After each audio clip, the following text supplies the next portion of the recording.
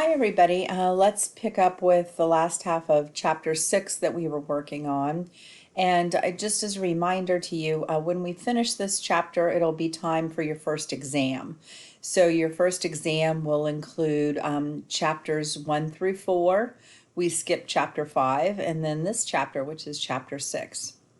So this is just a reminder. We kind of went over this in a previous chapter about how populations do change over time. And that, again, those changes are a direct result of births, deaths, immigration, and emigration. And so some of those will cause the population to grow, or maybe they will get smaller, or even maybe it's just a stable population and the overall population number stays about the same. As technology increases, this tends to decrease death rates in various populations. And so that can also then sort of expand the gap between the birth and the death rates over time. So for a short time, then populations can actually grow. If we look at infant mortality, when we have a decrease in infant mortality, lots of times that's due to better nutrition for the mom and the baby, prenatal care for the mother, and then presence of some medically trained person during birth, even if that's a midwife, but somebody who has some medical training, that makes a huge difference at birth as well.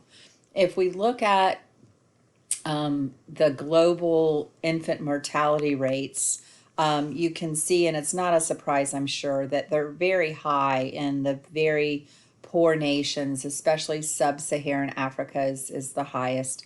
And the mortality rates are much lower in wealthier nations. And so that again has a lot more to do with technology and the better health of the mom and medical care for the baby afterwards as well.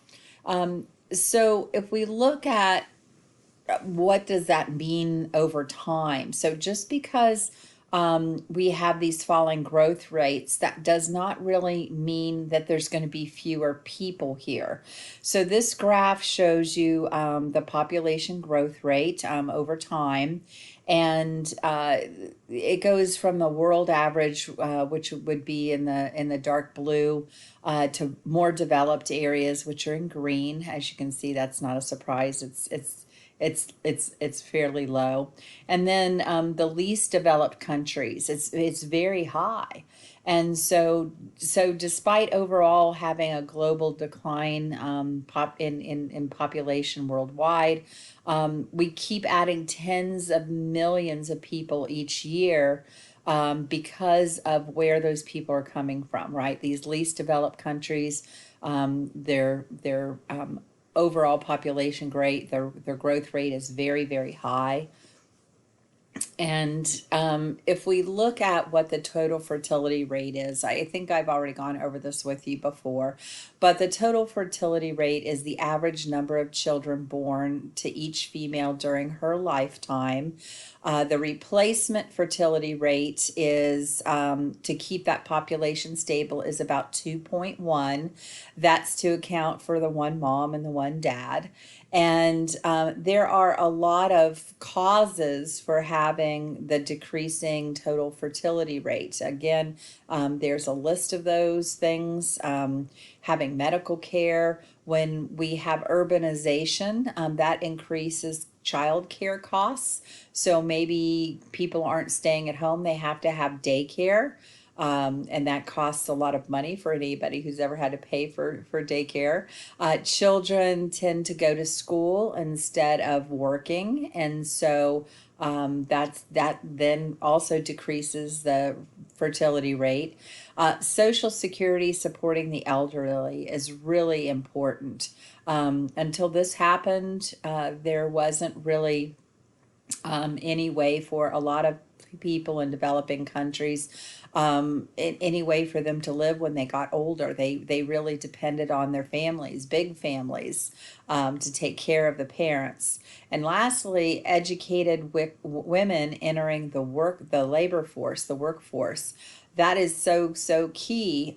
So instead of people immediately starting to have babies as soon as they're physically capable of having babies, instead of that, they're staying in school and then they're going to jobs. And all of that then delays how many children they're possibly going to have. And so these are the reasons why the total fertility rate is decreasing.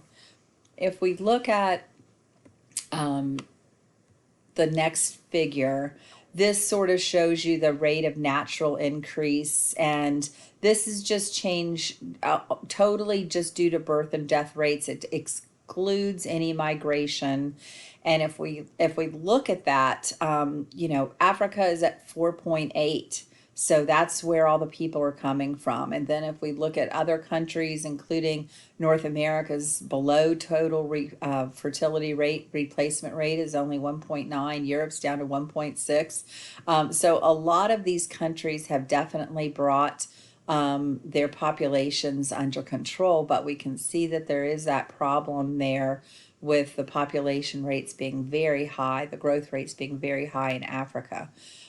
So there's this idea about demographic transition, and this is sort of a model of economic and cultural change over time.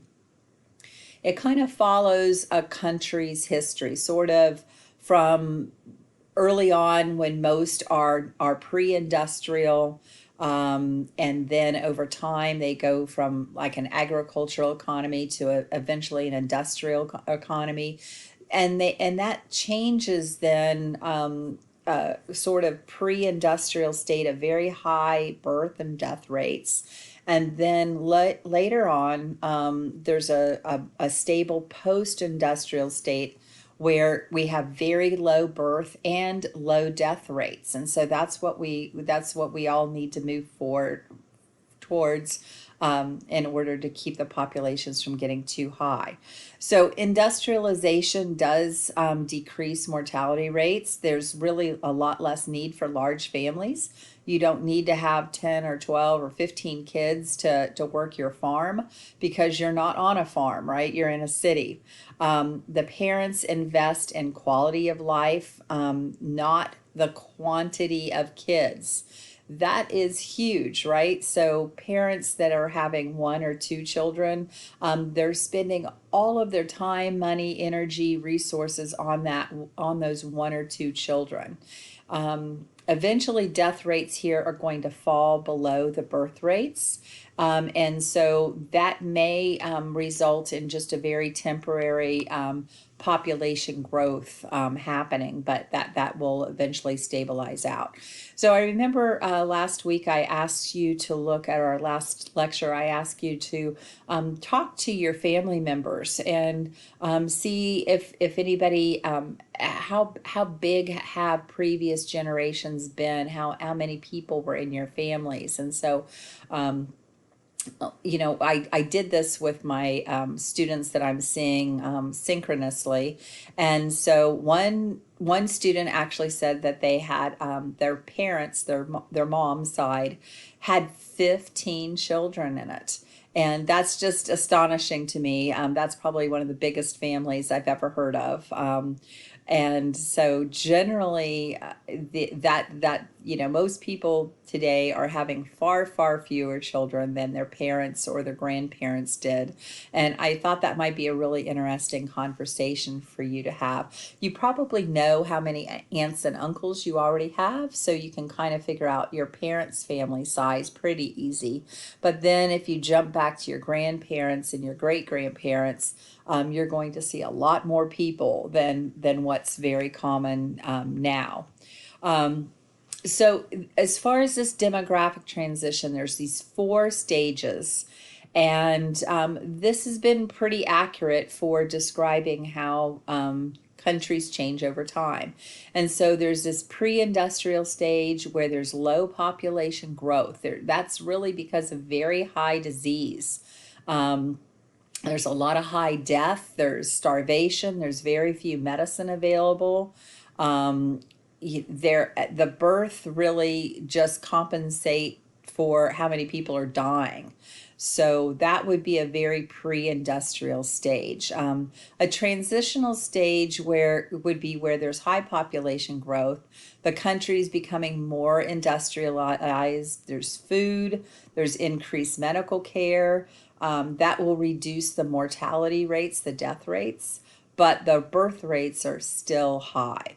So as we go through these four, why don't you see if you can think of a country that would fit into each category, and that will make this a lot simpler for you to try to remember how they are if you know how a country is. The industrial stage is where population growth decreases. The women get jobs and they use birth control. The kids do not need to help produce food, so there's smaller families.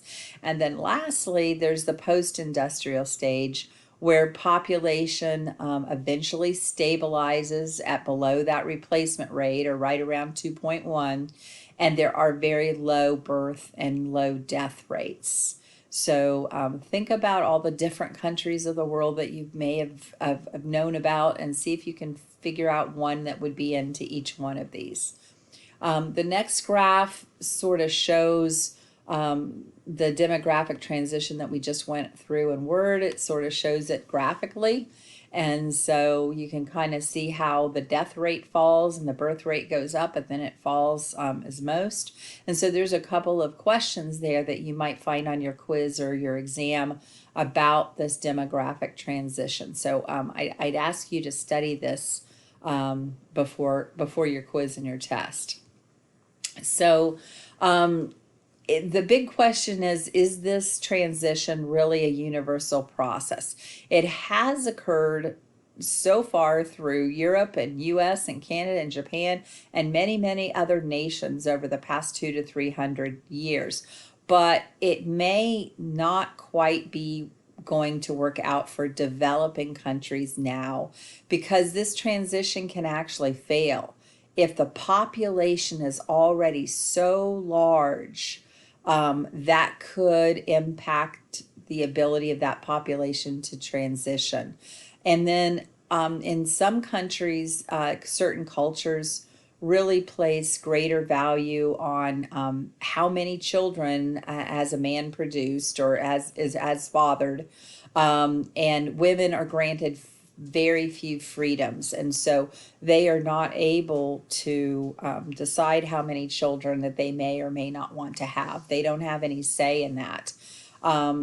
Basically, for all the people of the nations to obtain the material standard of living that we have in North America, we need the natural resources for 3 more Earths. So I want you to think about that for a minute.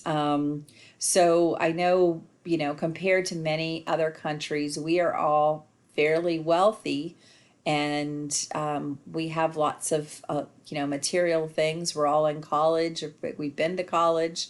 That's only a dream for many places on the planet. They don't have the opportunities that you have had. We are using their resources. So every time you go and buy something, or you're using a lot of natural resources, think about where those are really coming from, right? These other people that are here, they don't have what you do. If we look at the factors that affect fertility in a society, there are a lot of public health factors, there's cultural factors, and there's economic factors.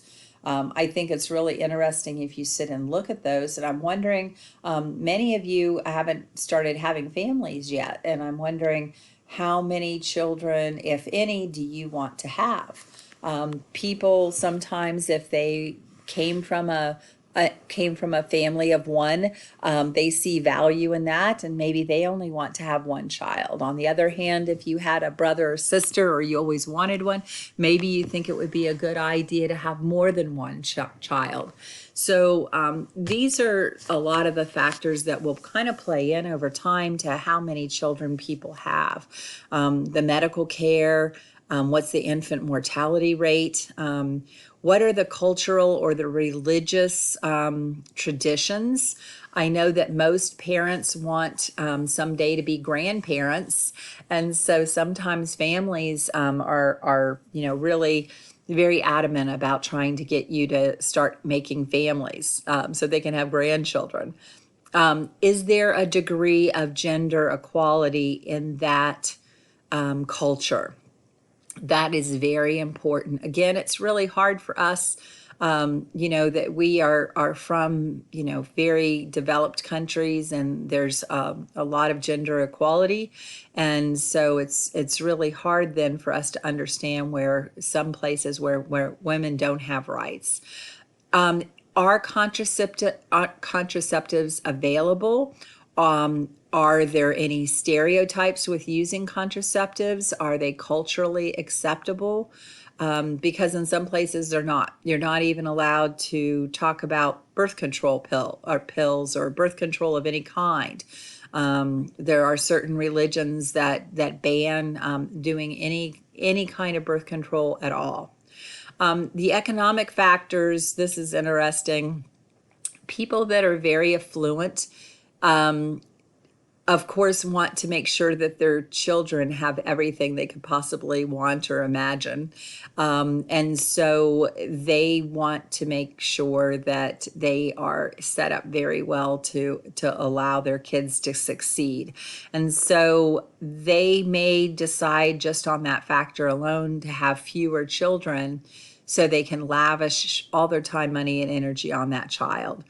Are children part of the labor force? In some countries, children are forced to work.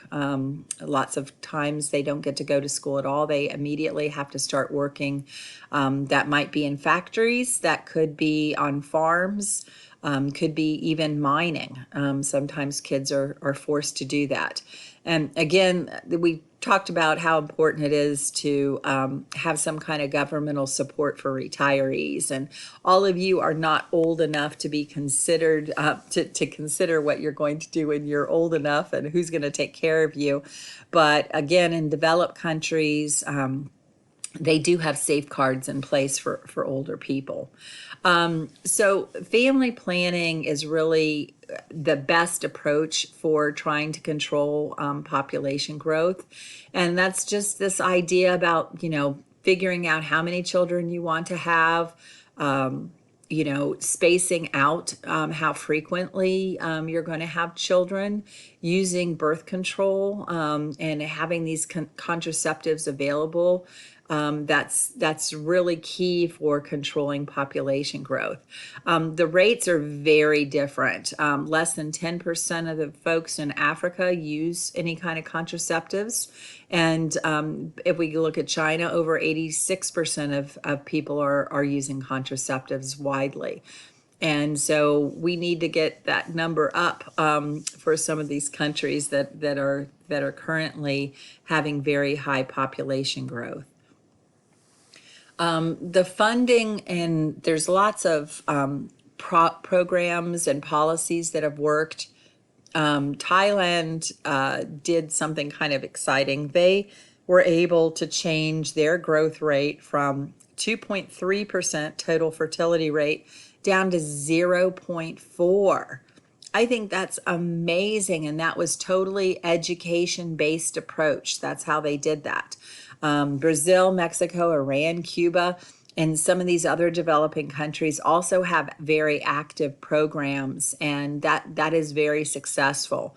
Back in 1994, long before most of you were probably born, the United Nations population, they called for a conference that was held in Egypt, and this called for basically universal access to reproductive health care.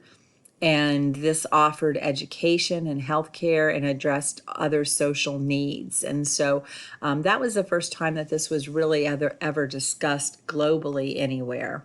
And so there are a lot of countries, including the United States, that are participating in a United Nations population fund, and we help to provide governments information and resources on family planning and poverty reduction, reproductive health for its citizens, and AIDS prevention.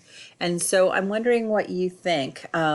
Should the United States, should we actually be involved in family planning in other countries? Is that a good thing that we should be doing? And should there be any conditions, if any, that are placed with using those funds? And so this has been kind of controversial. There have been some things that have been done in the past that maybe you aren't quite aware of. I know when many years ago, they were testing out the kind of birth control implant where you get, women get an implant, a slow release hormone implant in their arm. And that's, kind of a foolproof birth control. And so they tested some of that out in Africa. And when some of the husbands and tribal elders found what the women were doing, that they had been given this and then they couldn't have any children, they actually cut off their arms. And that's a case where there were lots of good intentions. The women totally wanted to have that done. They wanted to stop, giving birth every 9 months, but it went completely against their cultural practices. And that's just terrible to think of what happened there. So I just wondered what you think about this. And lots of countries are participating. 180 countries are participating in this because we understand what's happening with population. And, the earth can only support so many people. We know that empowering women really reduces fertility rates. And so women have access when they are able to get contraceptives and have family planning programs and have educational opportunities. For all of those reasons, this gives them a voice in these kind of decisions. And so exposing women to strong, empowered women really helps to improve women's rights. It could be a relative, a teacher, a social worker, women that might be politicians or on television, all of those things. When you see a strong, successful, powerful woman, that gives other women some sort of courage, I guess, to think that they should also have a say. If we look at this graph, which is like the saddest graph ever, the total fertility rate is the y-axis. And then if we look at the x-axis, we're looking here at secondary, so that would be like high school students, women that are able to go to secondary school. And if we look at Ethiopia as an example up there, they have very high total fertility rate, above 6. You can see that most of those women are never given the chance to go to secondary school. They might have a little bit of grade school education, but then that's it. And so less than 10% of those folks can actually go to high school. If we go all the way over to the other end of the scale there and look at South Africa, their total fertility rate's a little bit above 3. But look how many people are going to secondary school, almost 100%. So we know that allowing girls and women education and access to things really can make a big difference in their lives. If you would have asked me about, can soap operas change the fertility rate, I would have just laughed and thought that was a joke until I read this study. And so there's this idea here that in Brazil, This is a very popular thing to do there. They watch a television show, which are basically soap operas. They're called telenovelas, and everybody watches them. It doesn't matter whether you're rich or poor, old or young, everybody watches these telenovelas. The characters and the settings and plots are really about everyday Brazilians, and people just really love to watch these things. So, on those telenovelas, they showed women being very much having a say in how many children they were going to have. Showing them as being strong and successful, and so the Brazil jumped on this, and they started basically sending that signal out to almost everywhere throughout Brazil. Just people watching this and seeing these characters as a model, that's helped decrease their total fertility rate to down to 1.9, so less than total replacement rate there. Brazil also allows equal access to education for women. 40% of the workforce now is women, and women are able to have free family planning and contraceptives as well. If we look at this figure here, this kind of shows the number of areas that are able to actually access these soap operas in Brazil, and this is huge. This about 98% of households are able to watch these things, and they do. They're very, very popular there. The main network has telenovelas on it. I'm sure interspersed with soccer, but lots and lots of these shows. When they kind of tried to figure out how this was affecting with other, if they were watching shows about other things, it appears that if it was other networks, maybe outside of Brazil, maybe, you know, American TV shows, it didn't seem like that had any effect at all. It was like when they could actually see these ideal Brazilian families, that seemed to have an effect. This sort of shows the total fertility rate and how quickly it went down. And so that's a very easy sort of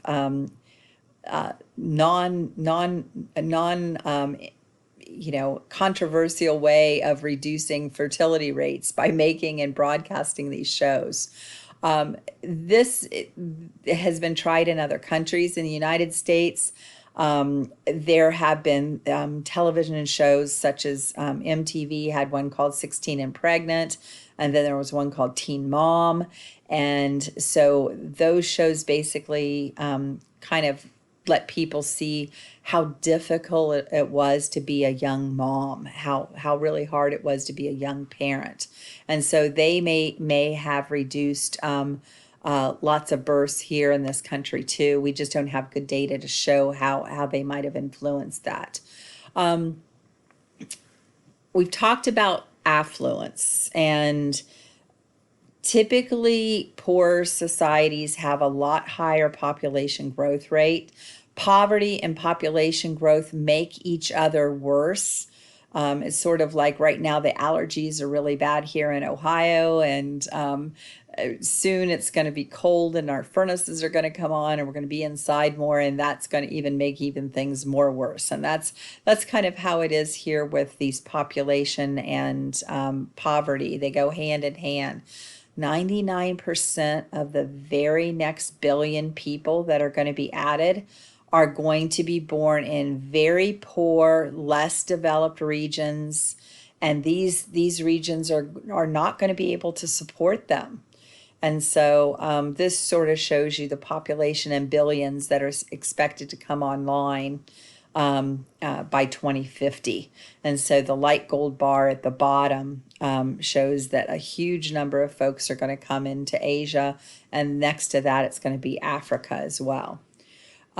expanding wealth can increase the environmental impact that each one of us has.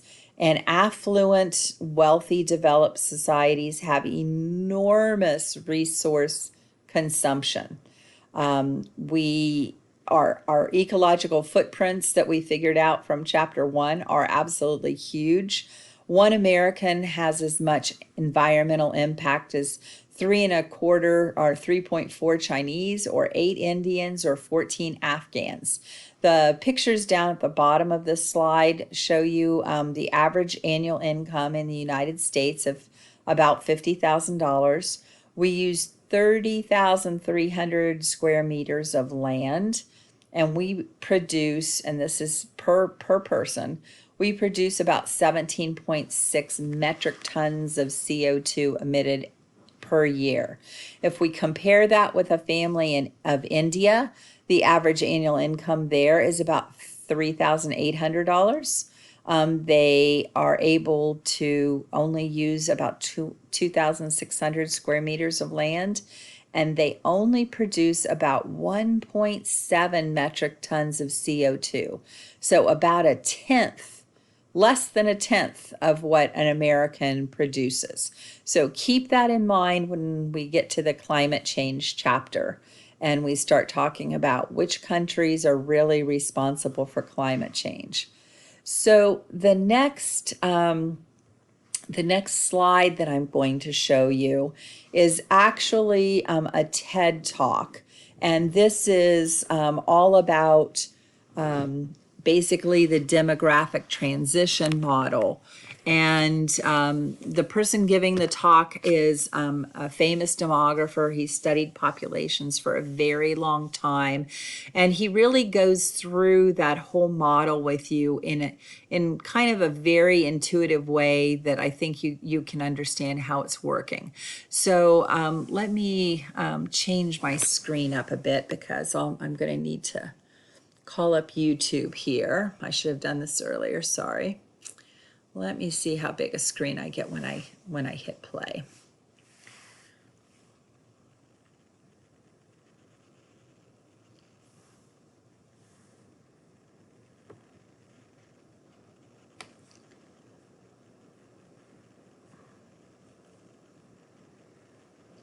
Okay, this is about 9.5 minutes long.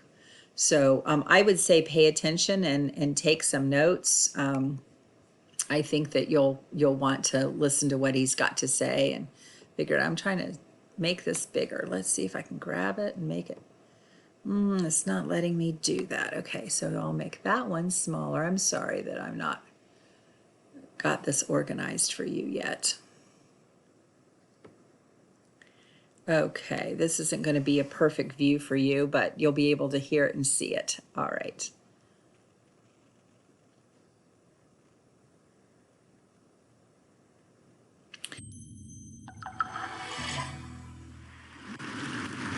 I still remember the day in school when our teacher told us that the world population had become 3 billion people. And that was in 1960. And I'm going to talk now how world population has changed from that year and into the future. But I will not use digital technology as I've done during my first 5 TED Talks. Instead, I have progressed, and I am today launching a brand new analog teaching technology that I picked up from IKEA. This box contains 1 billion people. And our teacher told us that the industrialized world, 1960, had 1 billion people. And the developing world, she said, they had 2 billion people. And they lived away then. There was a big gap between the 1 billion in the industrialized world and the 2 billion in the developing world. The industrialized world, people were healthy, educated, rich, and they had small families. And their aspiration was to buy a car. And in 1960, all Swedes were saving to try to buy a Volvo like this. This was the economic level at which Sweden was. But in contrast to this, the developing world, far away, the aspiration of the average family there was to have food for the day. And they were saving to be able to buy a pair of shoes. There was an enormous gap in the world when I grew up. And this gap between the West and the rest has created a mindset of the world which we still use linguistically when we talk about the West and the developing world. But the world has changed, and it's overdue to upgrade that mindset and that taxonomy of the world and to understand it. And that's what I'm going to show you. Because since 1960, what has happened in the world up to 2010 is that a staggering 4 billion people have been added to the world population. Just look how many. The world population has doubled since I went to school.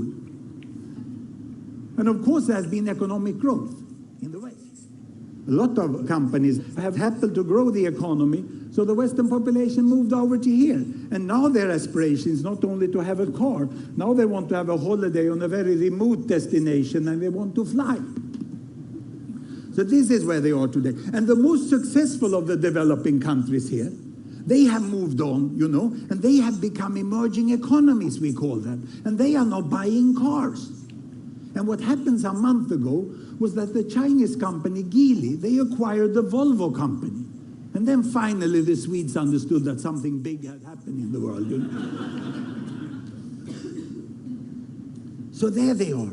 And the tragedy is that the 2 billion over here that is struggling for food and shoes, they are still almost as poor as they were 50 years ago. The new thing is that we have the biggest pile of billions, the 3 billions here, which are also becoming emerging economies. Because they are quite healthy, relatively well educated, and they already also have 2 to 3 children per woman, as those have. And their aspiration now is, of course, to buy a bicycle. And then later on, they would like to have a motorbike also. But this is the world we have today. No longer any gap. But the distance from the poorest here, the very poorest, to the very richest over here, is wider than ever. But there is a continuous world from walking, biking, driving, flying. There are people on all levels, and most people tend to be somewhere in the middle. This is the new world we have today in 2010. And what will happen in the future? Well, I'm going to project into 2050. I was in Shanghai recently, and I listened to what's happening in China, and it's pretty sure that they will catch up, just as Japan did. All the projections. This one will grow with 1 to 2 or 3%, and this grows with 7, 8, and then they will land up here. They will start flying.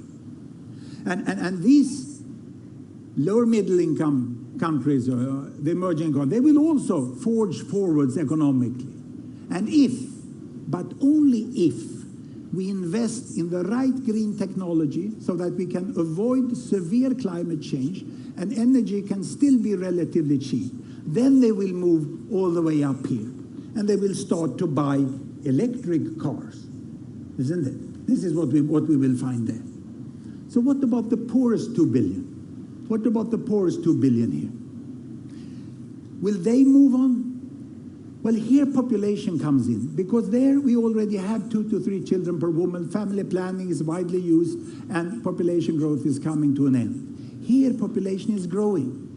So these 2 billions will in the next decades increase to 3 billions, and they will thereafter increase to 4 billions. There is nothing but the nuclear war of a kind we've never seen that can stop this from happening.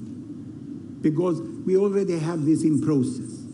But if, and only if, they get out of poverty, they get education, they get improved child survival, they can buy a bicycle and a cell phone and come here, then population growth will stop up there in 2050.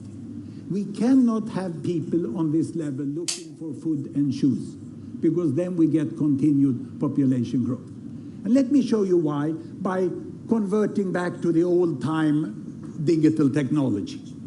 Here I have on the screen my country bubbles. Every bubble is a country, the size is population. The colors show the continent. The yellow one there is the Americas, dark blue is Africa, brown is Europe, green is Middle East, and this light blue is South Asia, that's India, and this is China. Size is population. Here I have children per woman. 2 children, 4 children, 6 children, 8 children. Big families, small families. The year is 1960, and down here, child survival. The percentage of children surviving childhood up to starting school. 60%, 70%, 80%, 90%, and almost 100%, as we have today in the wealthiest and healthiest countries. Look, this is the world my teacher talked about in 1960. 1 billion Western world here, high child survival, small families, and all the rest, the rainbow of the developing countries with very large families and poor child survival. What has happened? I start the world. Here we go. Can you see, as the year passed by, child survival is increasing. They get soap, hygiene, education, vaccination, penicillin, and then family planning. Family size is decreasing. They get up to 90% of child survival, then family is decreasing. Also, the Arab countries in the Middle East is falling down there. Look, Bangladesh catching up with India. The whole emerging economy world joins the Western world with good child survival and small family size, but we still have the poorest billion. Can you see the poorest billion? Those boxes I had over here? They are still up here, and they still have a child survival of 70 to 80%, meaning that if you have 6 children born, there will be at least 4 who survive to the next generation, and the population will double in 1 generation. So the only way of really getting world population to stop is to continue to improve child survival to 90%. That's why investments by Gates Foundation, UNICEF, and aid organizations, together with national government in the poorest countries, are so good, because they are actually helping us to reach a sustainable population size of the world. We can stop at 9 billion if we do the right things. Child survival is the new green. It's only by child surviving that we will stop population growth. And will it happen? Well, I'm not an optimist. Neither am I a pessimist. I'm a very serious possibilist. It's a new category where we take emotion apart and we just work analytically with the world. It can be done. We can have a much more just world with green technology and with investments to alleviate poverty and global governance. The world can become like this. And look at the position of the Old West. Remember when this blue box was all alone, leading the world, living its own life? This will not happen. The role of the Old West in the New World is to become the foundation of the modern world. Nothing more, nothing less. But it's a very important role. Do it well and get used to it. Thank you very much.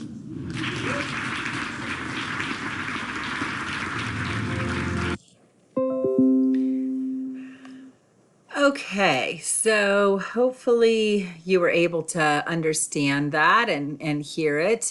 If you want to watch it in a little bit bigger format, these files, are all on your Canvas site, so you can just go to chapter 6 and scroll down, and then you can hit play and rewatch that again if you were having trouble hearing that. So he really did a good job explaining what the difference is between, huge populations that don't have anything other than hoping for a pair of shoes to developed countries that are flying and taking big holidays all the time. And so hopefully you understand the demographic transition just a little bit more.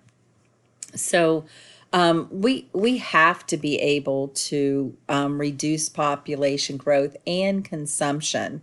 We have to be able to slow down the growth and also to try to become more sustainable. You've probably heard that word sustainable several times, and it's sort of like a few years ago when companies tried to become more environmentally sensitive. Then they were the new green companies, or they were saying eco or ecology all the time. Well, in this case, the idea here is that if we can slow down our consumption, and we can reduce the population growth, we may have a chance here at becoming some kind of balanced system that the earth can actually handle.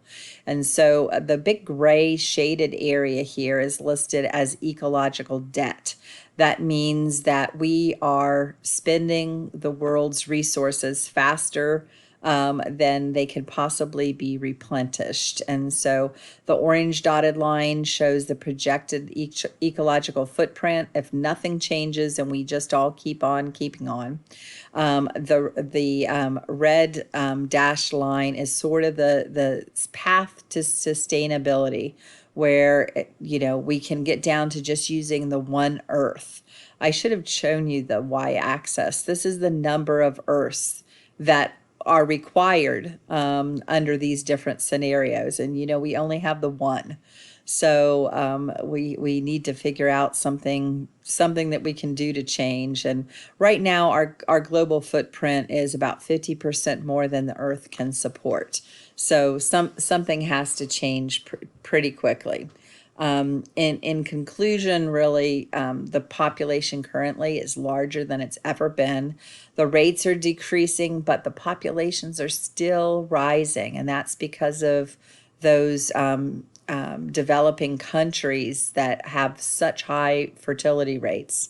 Most of the developed nations already have passed through that demographic transition, and so that's slowed things down quite a bit. And we do know, again, that expanding women's rights totally is the answer to population growth.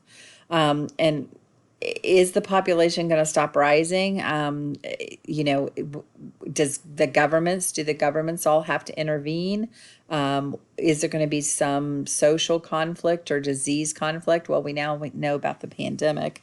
So how is that going to all work? And so it's good that I guess that we've included this population in our environmental science class, since we know how much it influences the environment. And I have one last picture for you. And I know that lots of you have visited large cities. Some of you even live in large cities, and this is the future, right? If we go from 7 billion to 10 billion, there's going to be a lot less personal space for individual people. So all these people are, pre-coronavirus hanging out at the ocean, but look at that. I can't think of any place that I would like to be at than being there in that sea of people. So anyway, that's the end of this chapter. So for your exam, then you need to review all the study guides that I've given you. The study guides are going to be where I'm going to pull your short answer and essay questions. You'll have about 85 minutes to take both parts of your test. There's a multiple choice part and then a short answer essay part. They're all on Canvas under Mastering. And so they'll be a week from today. So next Sunday night is when your exam is scheduled to be finished. So you'll have a couple of days to complete it. And again, it'll take you all 85 minutes to do that. There's a lot of material that we've gone over. And if anybody has any questions, just send me an email. All right. I'll talk to you later this week. Bye-bye.